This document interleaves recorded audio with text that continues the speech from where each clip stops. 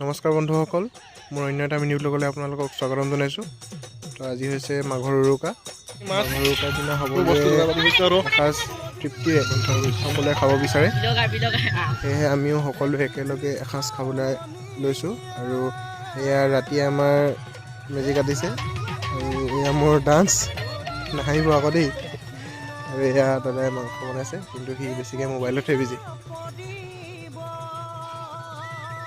মই মাজতে লগৰটোৰ ঘৰলৈ গৈছিলোঁ। লগৰটোৰ ঘৰলৈ আৰু আমাৰ স্কুলৰ লগৰ এটা আহিছে, তাক লগ কৰি মেলি আহিলোঁ।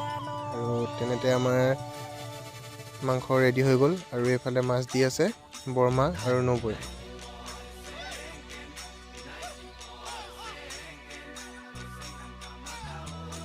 খাই বৈ এতিয়া সকলোৱে জুই গুৰিত বহিছেহি একেলগে।